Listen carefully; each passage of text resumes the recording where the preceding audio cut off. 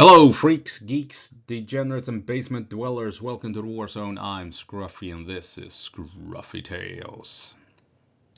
And I'm gonna be drawing lines on the maps to try and explain what has happened so far and what is happening currently along the front line in Ukraine. So get ready for some Armchair General bonanza.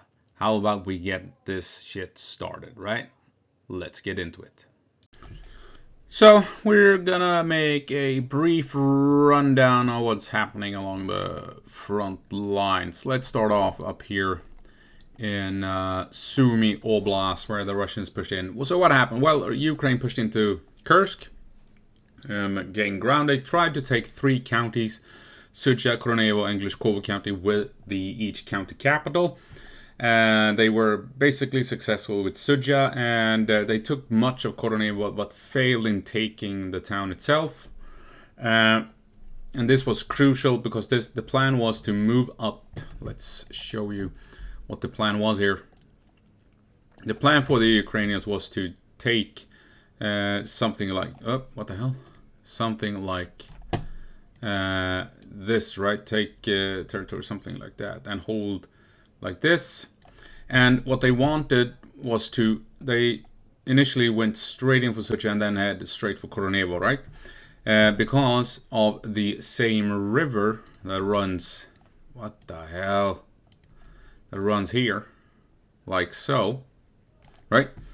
So if Ukraine could move out here, they had reached Koronevo, they'd cut the supplies leading into Glushkovo County. Remember, they were bombing all the bridges on the same river north of Glushkovo.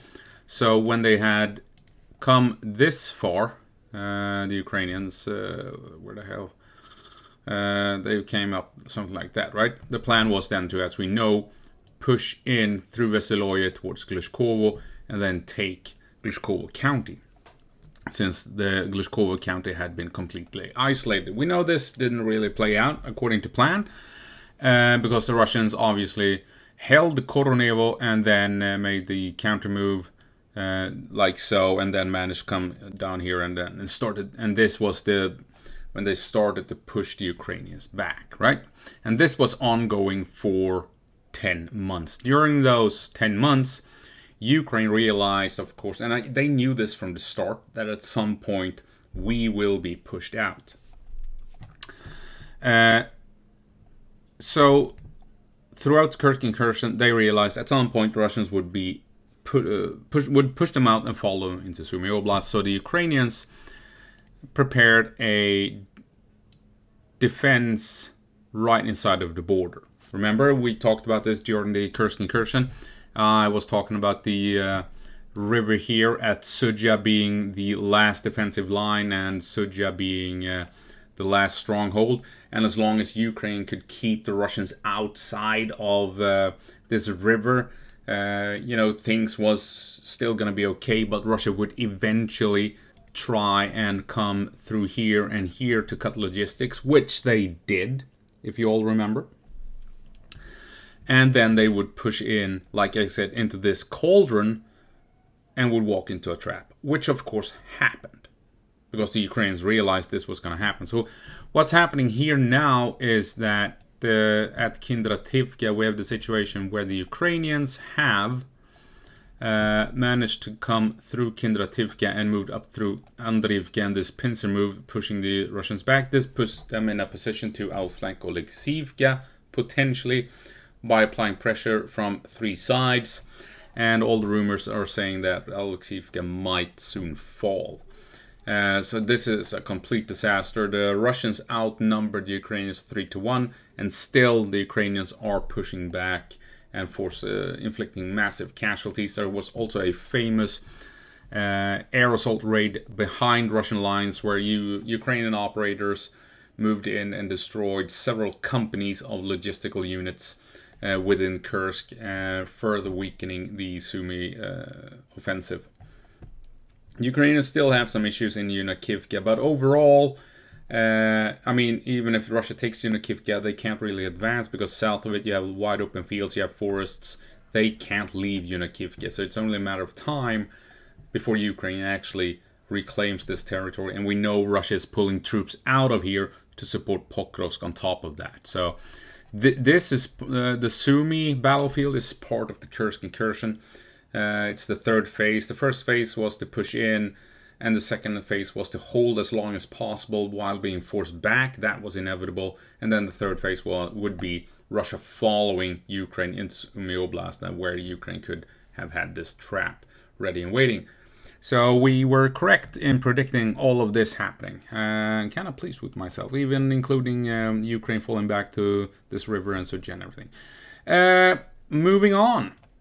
Kupiansk. The Russians were having troubles at Vovchansk and Kupiansk, and then they made this push here, which was a very successful move. The Russians pushed in here, and the Ukrainians had to respond to this, because if they didn't and Russia moved out to, say, Burluk, they would reach a road network hub, and from here they could move up to threaten Vovchansk, or potentially moving down to threaten Kupiansk, or maybe move out to the lakes and dams over here, and then isolating this entire region up north, Vovchansk included.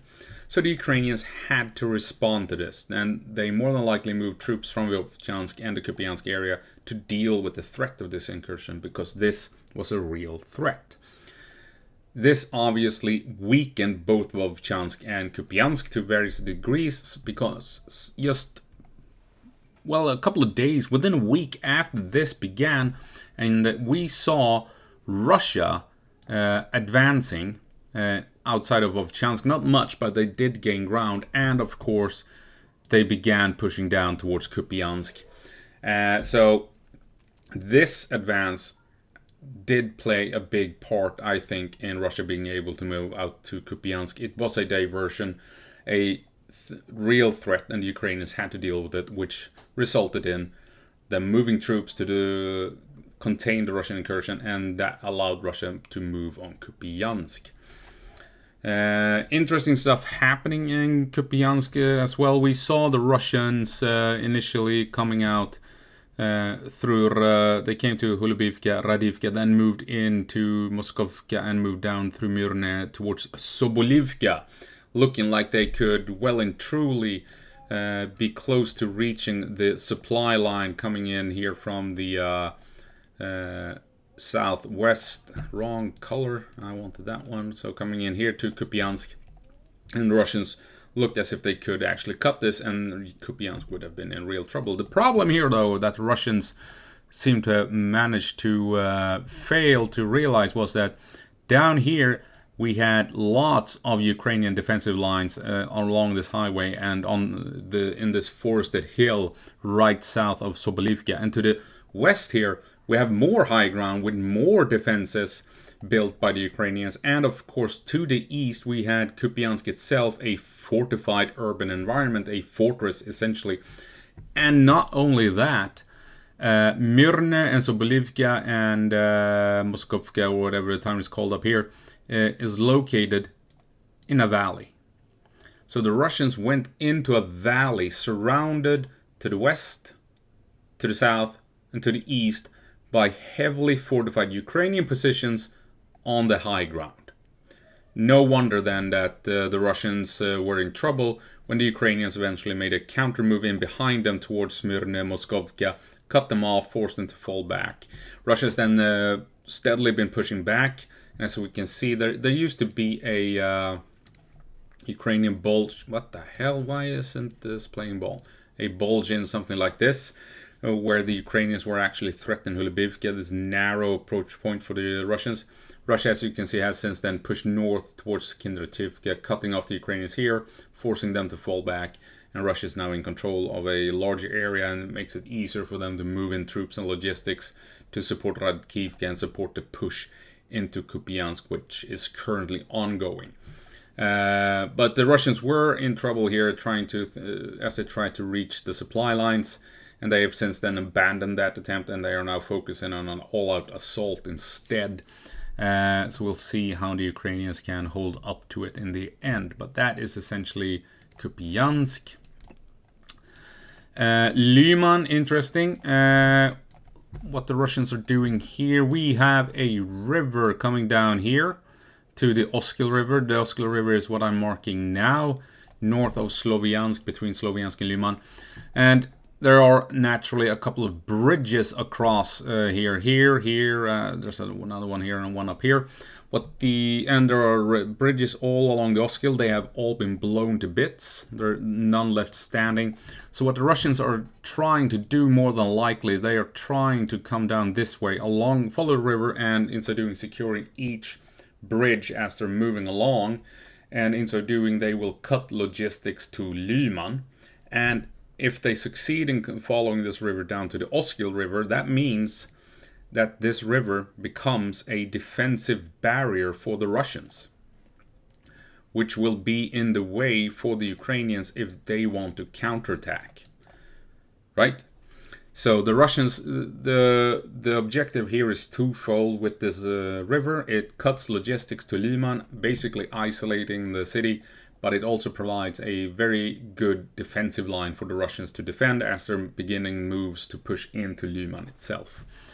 There is also another reason why the Russians might be coming in from the north. It is because Lyman, or the Ukrainian defenses, according to the available fortification maps, the Ukrainians have built defensive lines north and east of Lyman.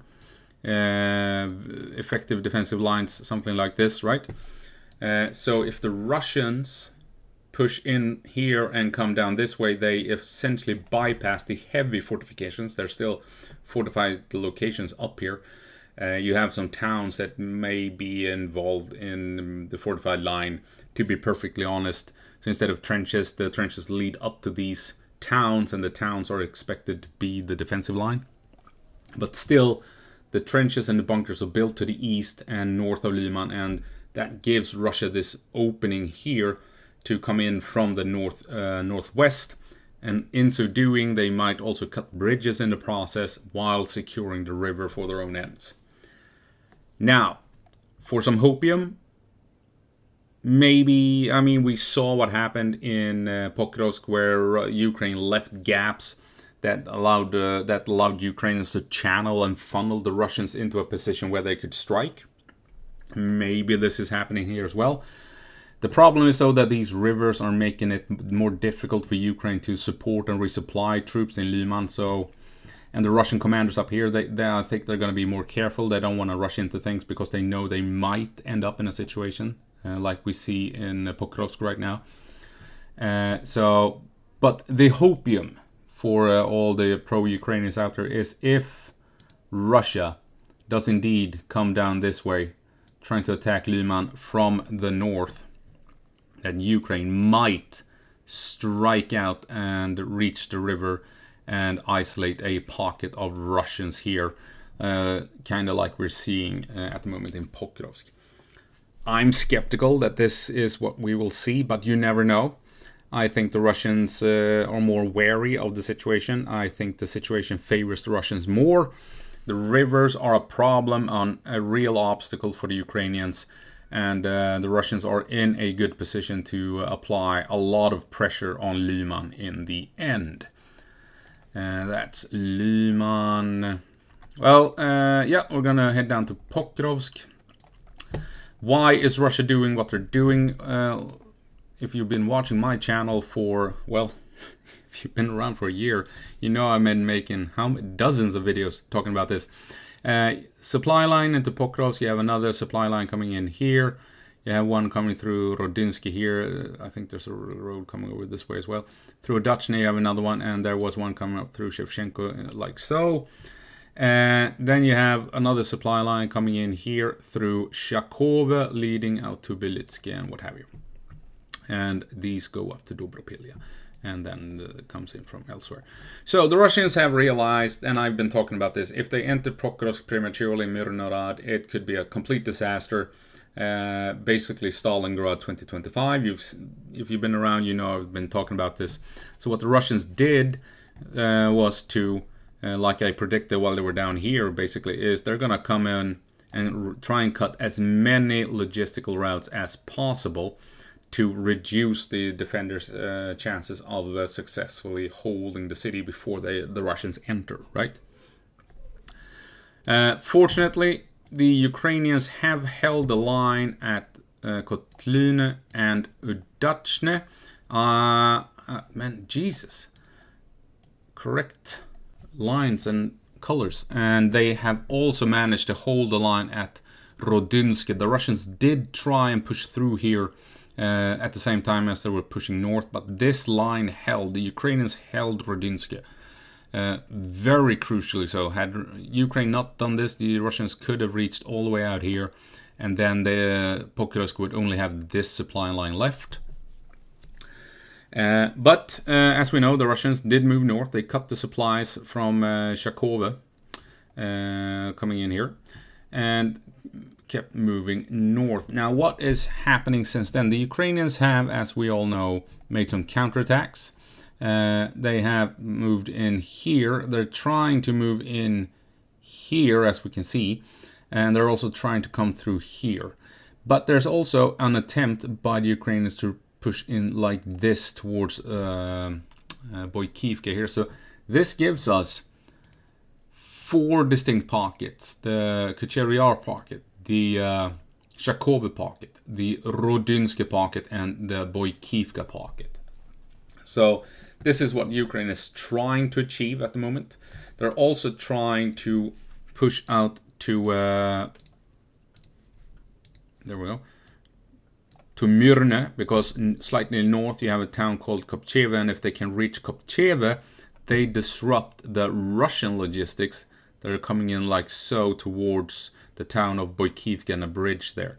So if the Ukrainians can reach Kopcheva, the Russians are in real trouble, because north of Kopcheva there's a wide open field that is super dangerous for the Russians, and the Russians have no other choice but to move in north of that wide open field if they want to have any chance of supplying their troops west of the river.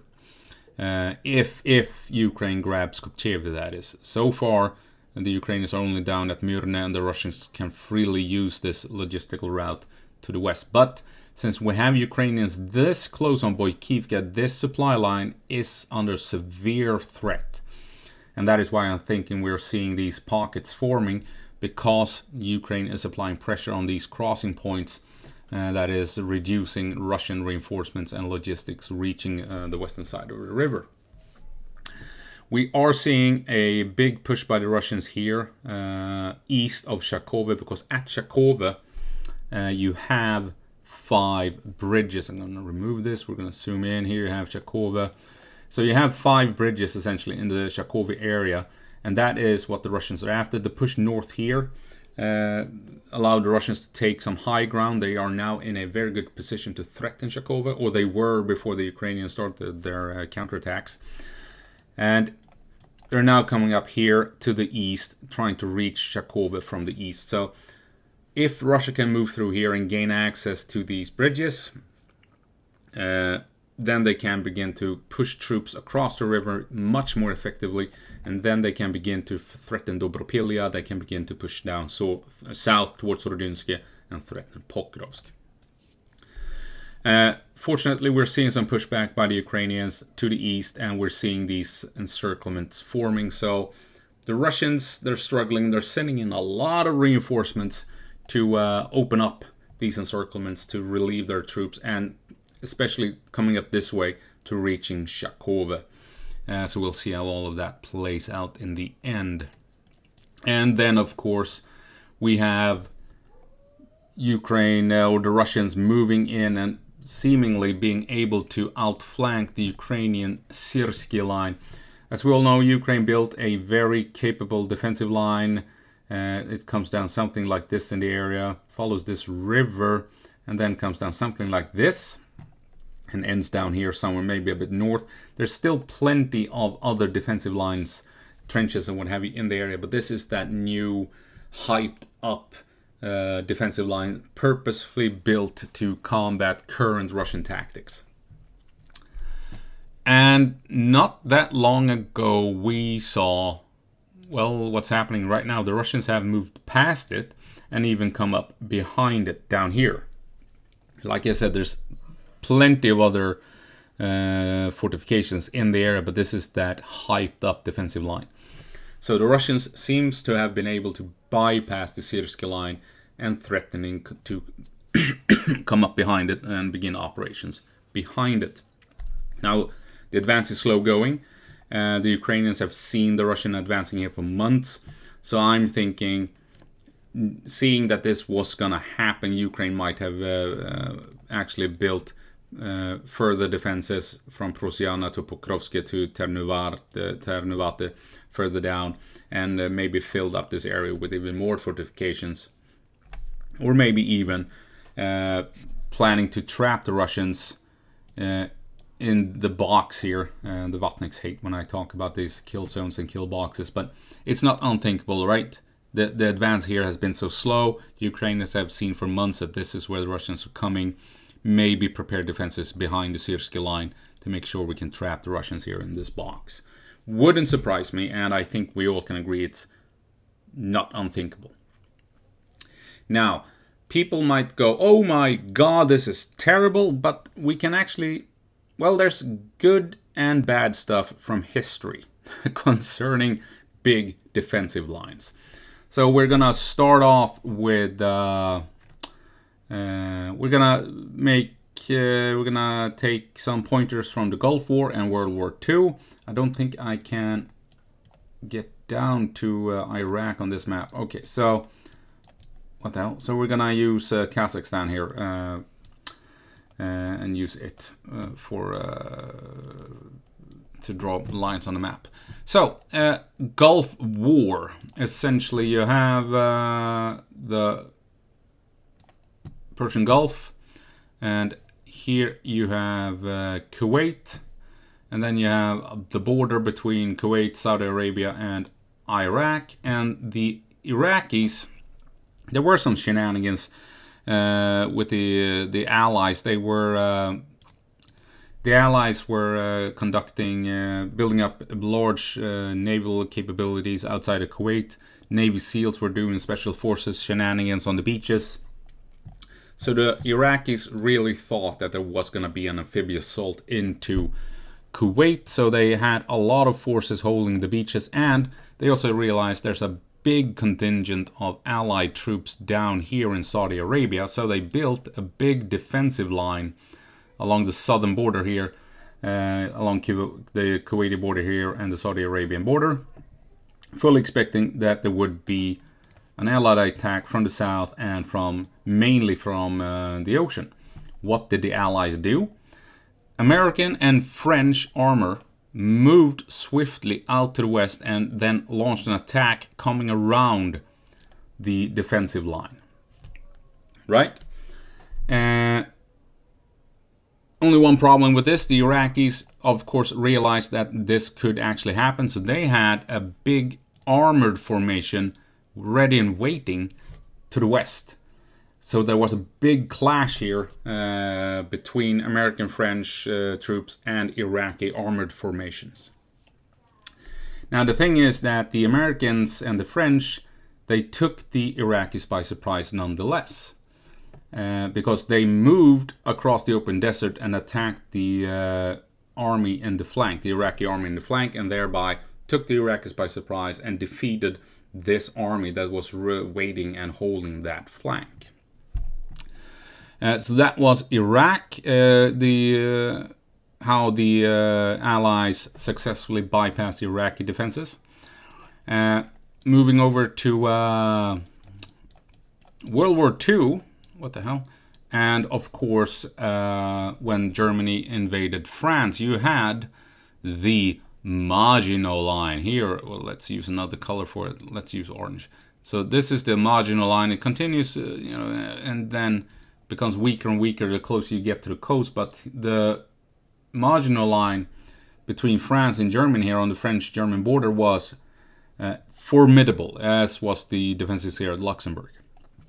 And the Allies realized, France and Britain realized, that there's no way in hell Germany is going to attack through here, right? And the Germans were like, no, we're going to get crushed.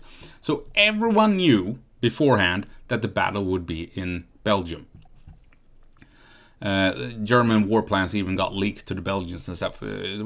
Complete shit show. But anyway, the British and the French planned all along to fight in Belgium and place their armies on the Belgian border, knowing that Germany would attack through Belgium. So the Allied plan was to destroy the Germans in Belgium.